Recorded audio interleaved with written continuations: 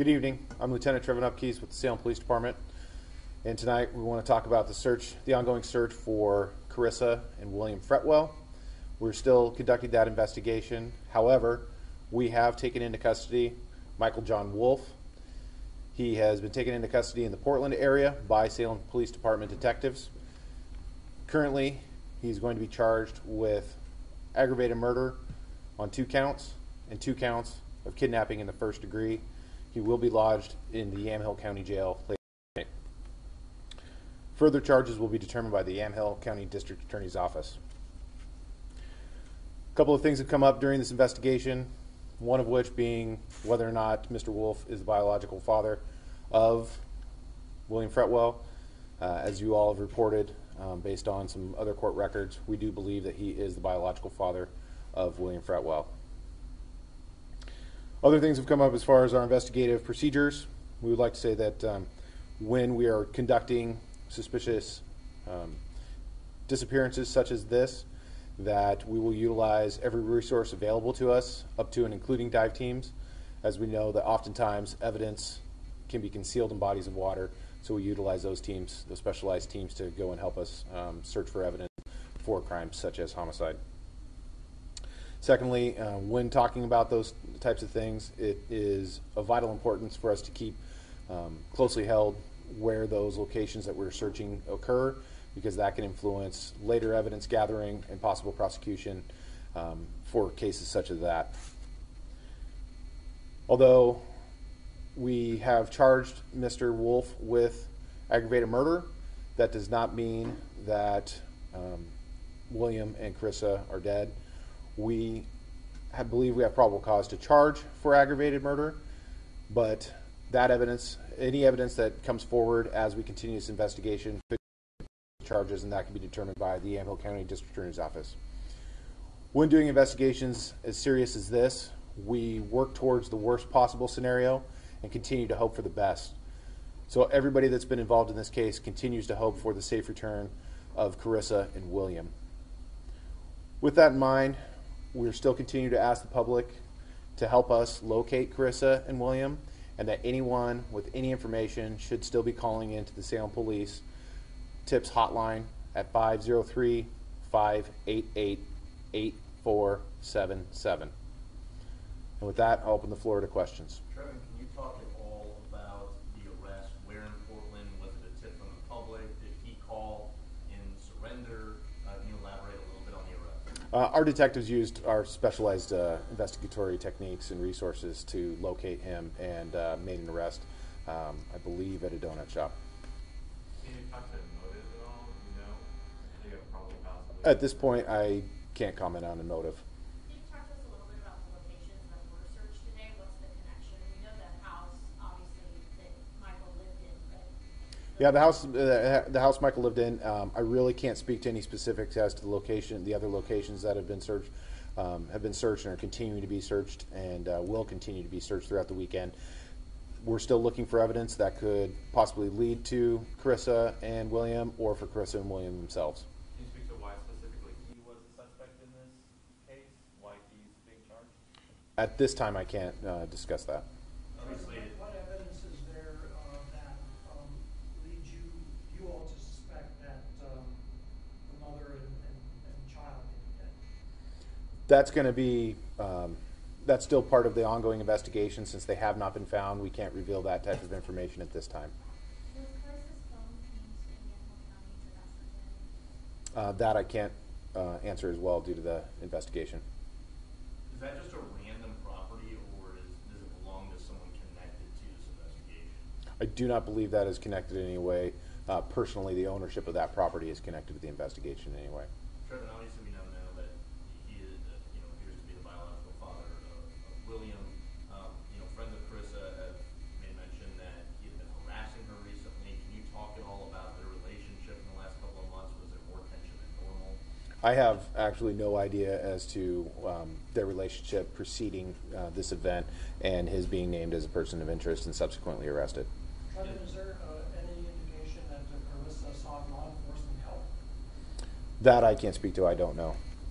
Is there any indication that Michael Wolfe's wife, have you guys contacted her? Is she missing? She is not missing.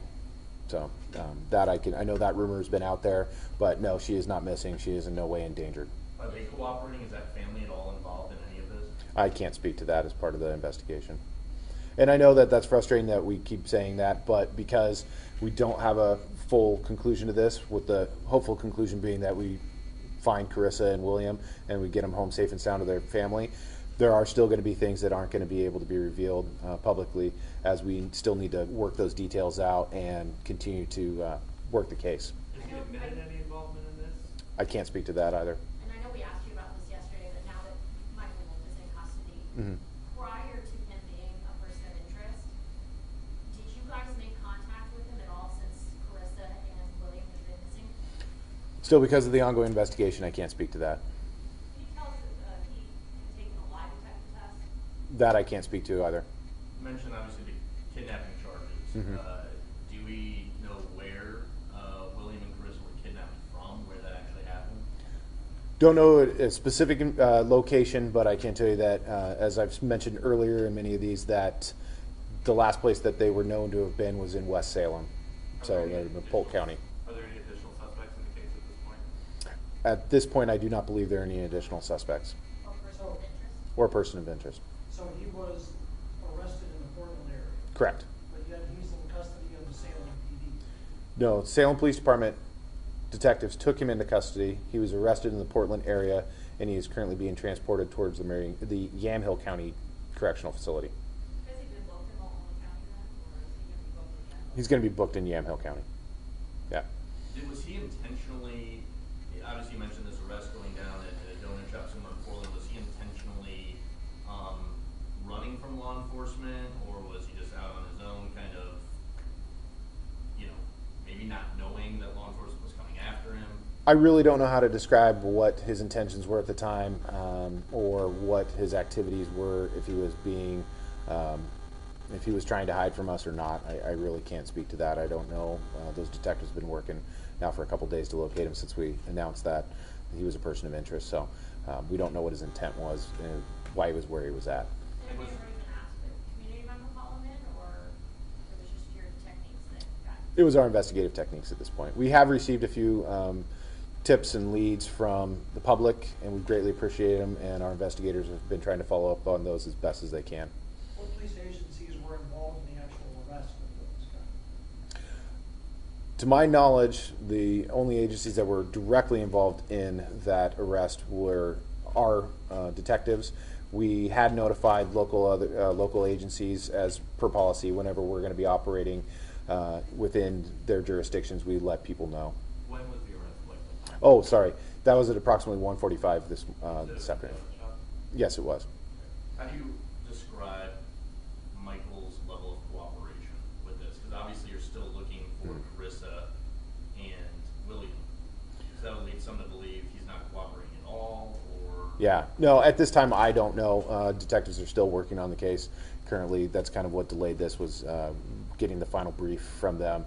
I don't know what his level of cooperation is at this point. At this point, do you have a better sense of where they might be, more so than you had earlier this week, or That I'm not sure of. That's up to the detectives and kind of the search groups that are out there currently. Trevor, you mentioned it off the top, but if you can just kind of repeat a little bit, because it was a little confusing. Sure. How you guys can bring kidnapping and specifically aggravated murder charges, but not necessarily be 100% sure that they're deceased. So we can have probable cause for an arrest and not have every fact in place at the time of the arrest, knowing that there can still be some investigative work to take place. Additionally, those charges, since they are the maximum charges that we can have at the DA's discretion based on evidence that may come forward throughout the process, those can be changed or reduced down. So based on what we have at this point, we believe that we can charge him with aggravated murder and kidnap. As the investigation progresses and maybe things go as we'd all like them to, then we can change those charges as per the facts of the case.